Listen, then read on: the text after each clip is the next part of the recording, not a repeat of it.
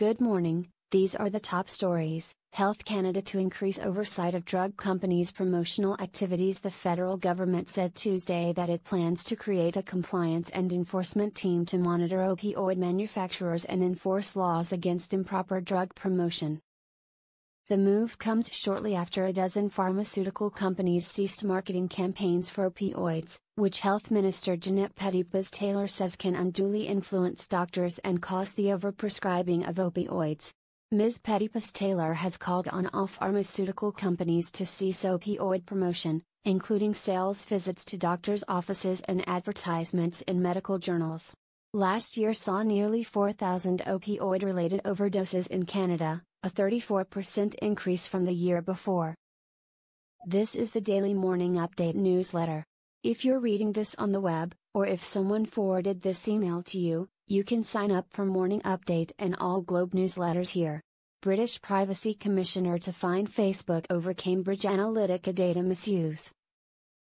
After spending the past few months investigating how Cambridge Analytica obtained personal data from 87 million Facebook users to target voters during the US and British elections, Britain's Information Commission Office, ICO, now plans to fine the social media giant for violating data protection laws. The ICO will also issue an enforcement notice to Victoria-based Aggregate IQ, a company that assisted Cambridge Analytica in processing data, ordering it to cease its handling of data belonging to British citizens. The ICO is also calling for the British government to enact rules for how political parties use citizens' data during campaigns. We need to make sure that we're comfortable with the way personal data is used in our democratic processes, Information Commissioner Elizabeth Denham said. The ICO now plans to audit the data protection practices of every political party in Britain. US set to hit China with tariffs on $200 billion of goods and trade war escalation. Federal Trade Representative Robert Lighthizer released a proposed list of Chinese products on Tuesday upon which the US may impose 10% import taxes. The list includes fish products, fabrics, handbags, boats and air conditioners. Just last week, Washington imposed levies on $34 billion worth of Chinese goods, with another $16 billion worth to be added shortly. A move aimed at putting pressure on China to halt its practice of forcing American companies to give up intellectual property and trade secrets to do business there, which Lighthizer called abusive in a statement Tuesday. The Chinese government has since retaliated, imposing 25% tariffs on $50 billion worth of U.S. goods. A move Lighthizer says failed to address our legitimate concerns. The proposed list of tariffs is retribution for China's latest move. The U.S. government plans to consult on the list and make a final decision after August 30th. Alberta announces plans to tighten licensing regulations for truckers in wake of Humboldt crash. Alberta Minister of Transportation Brian Mason announced Tuesday that the province plans to consult with citizens and industry members on several proposed methods for licensing and regulating commercial trucking. Alberta is following in the footsteps of Saskatchewan in changing its licensing regime in the wake of the April bus crash that killed 16 and injured 13 with the Humboldt Broncos junior hockey team.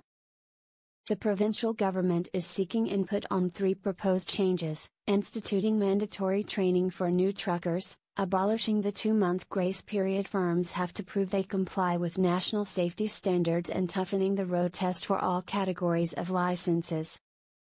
Mason said the goal is to implement sustainable changes and ensure that drivers do have a much higher level of training and experience before they get behind the wheel of a vehicle. Got a news tip that you'd like us to look into? Email us at tips@globeandmail.com. Need to share documents securely? Reach out via Secure Drop. In case you missed IT. Western provinces and First Nations leaders call upon federal government to find transport alternative to cancelled Greyhound routes after the company's decision to stop running buses in Western Canada, announced Monday. Affected provinces and leaders of First Nations communities have called upon the federal government to help find a replacement. Indigenous leaders, specifically, highlighted the likely increase in walking and hitchhiking along unsafe highways in the absence of a safe bus option, which could contribute to Canada's already high rate of missing and murdered Indigenous women. In a statement released late Tuesday in response to this call to action, Transport Canada said that there was no need for a national program to subsidize the operations of intercity bus carriers, but that individual jurisdictions could subsidize specific routes and carriers on a case-by-case basis. Morning markets stocks fall on latest trade salvo. Stocks fell and metals prices slumped to their lowest in a year on Wednesday, as U.S. threats of tariffs on an additional $200 billion worth of Chinese goods pushed the world's two biggest economies ever closer to a full-scale trade war. Tokyo's Nikkei lost 1.2%, Hong Kong's Hang Seng 1.3%, and the Shanghai Composite 1.8%. In Europe, London's FTSE 100, Germany's DAX and the Paris CAC 40 were down by between 1 and 1.4% by about 5:40 am ET. New York futures were down. The Canadian dollar was below 76 US cents amid currency gyrations related to President Donald Trump's moves. Oil also fell after the latest U.S. trade salvo. What everyone's talking about cutting Greyhound service in Western Canada puts Indigenous women at risk. The discontinuation of Greyhound services has made it abundantly clear that we should not rely on private companies to deliver vital, sometimes life-saving services. Canadians are familiar with subsidized and nationalized transportation, from the provincially subsidized GO Transit system in southern Ontario to the Crown Corporation by rail. As an Albertan living in British Columbia, I'm left wondering, why can't Canada nationalize intercity bus service when they have agreed to nationalize a failing pipeline project? Emily Riddle, graduate student, policy analyst, Nahiyoa, Plains Cree, and a member of the Alexander First Nation. Will Europe's migrant backlash spread here? With the refugee incursion unlikely to stop anytime soon, the debate in Europe is likely to only grow louder. The question is whether the more sympathetic attitude Canadians have held about people seeking sanctuary here will persist in light of what is happening in Europe, and, to some extent, in the United States, too. Or will the anti-immigrant contagion spread? Gary Mason. Canada's e-commerce ecosystem continues its rise. The disparity in digital commerce activity between Canada and the United States is easy to account for when considering that approximately half of all Canadian small businesses still do not have a website to conduct sales. Plus, it's challenging to fulfill and distribute orders across the second largest country in the world. Given these obstacles, it's no surprise that Canadian consumers send more than a third of their online spending south of the border. Some of these problems are easily addressable, while others require more attention from Canadian merchants if they're going to be solved. Kasim Mohammed, technology entrepreneur and innovation advisor for the Canadian Arts and Fashion Awards Living Better: How to take the most scenic landscape photos. What's a vacation without a slew of summer Y shots to spread around social media? Taking that perfect travel picture just got a little bit easier with Alberta-based landscape photographer Bridget Scott's tips. Consider photo composition, shoot in RAW, and more tips here.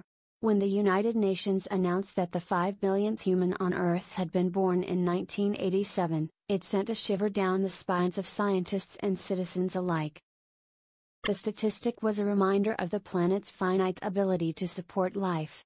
The population had increased at an exponential rate since it hit 1 billion in 1804, reaching 2 billion in 1927, 3 billion in 1960 and 4 billion in 1974. Much of this population growth is attributable to advances in technology and medicine. The number of people who live past reproductive age has risen steadily, as have rates of fertility and urbanization. It's estimated that there are now around 7.6 billion humans on Earth, a number that is only expected to keep growing. The UN predicts that by 2050, the planet will be home to 9.7 billion people and in 2100, 11.2 billion. This growth is primarily expected to come from developing nations, as access to health care, education and technology increase in those areas.